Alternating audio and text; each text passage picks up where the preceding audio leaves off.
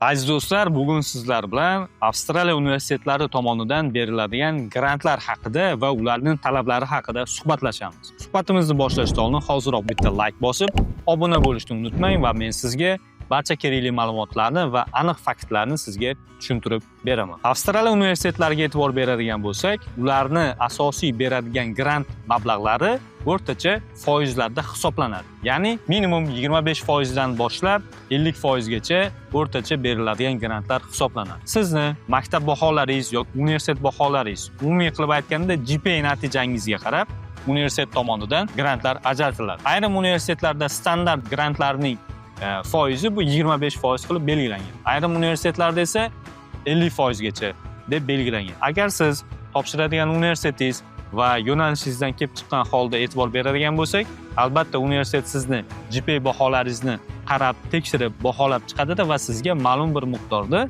grantni ajratib berishlari mumkin bo'ladi. Bu grantlar qancha muddatga beriladi? Ayrim universitetlarda bu grant birinchi semestr uchun beriladi, ayrim universitetlarda birinchi yil uchun beriladi, ayrim universitetlarda esa butun o'qish yili uchun belgilab beriladi. Ularning barchasi har bitta universitetning ichki qonun-qoida tartiblaridan kelib chiqqan holda belgilab qo'yilgan. Va siz topshiradigan universitetlarga e'tibor bersangiz, sizga beriladigan qabul xatida bu ma'lumotlar keltirilgan bo'ladi. Aytaylik, universitet sizga birinchi semestrga beradigan bo'lsa, ikkinchi semestrga ham senga grant beramiz, sizga grant beramiz deydi, lekin asosiy talablari deydi, sizni birinchi semestrdagi natijalaringizga qarab, biz ikkinchi semestrga ham sizga grant berishimiz mumkin bo'ladi deb sizga tushuntirib, universitet tomonidan berilgan offer letterda keltirilgan bo'ladi.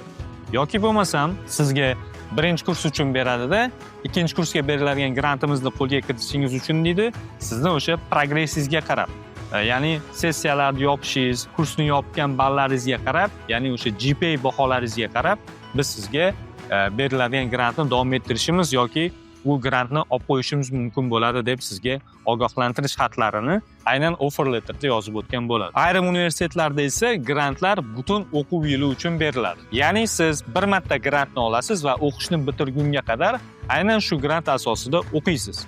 50% bo'lsin, 30% bo'lsin yoki 40% yoki 20% butun o'quv yili uchun beriladi. Lekin bu yerda qo'shimcha sharti bo'lishi mumkin. Siz belgilangan GPA balldan bahoyingiz tushib ketmasligi kerak bo'ladi. Va har doim sizga universitet tomonidan qabul xati va grant xatlari berilgan vaqtida siz e'tibor bilan o'qib chiqishingiz, ularning shartlari bilan tanishib chiqishingiz kerak bo'ladi. Ertaga o'qishga borganingizdan keyin grantni sizdan olib qo'ysa, nima uchun mendan bu grant olib qo'ydi deb siz panika qilmasligingiz va ularni noto'g'ri tushunmasligingiz uchun albatta universitetga borishdan oldin, universitetga to'lovlarni qilishdan oldin albatta siz qabul xatini to'liq o'qib chiqishingiz va uni qo'l qo'yib tasdiqlab berishingiz kerak bo'ladi. Avstraliya universitetlari asosan nimaga qarab grant beradi deb savol beradigan bo'lsangiz, asosiysi sizni GPA baholaringizga qarab grant berishadi. Ya'ni maktabni bitirgan ballaringiz yoki universitetni bitirgan ballaringizga qaragan holatda sizga ular grant ajratishlari mumkin bo'ladi.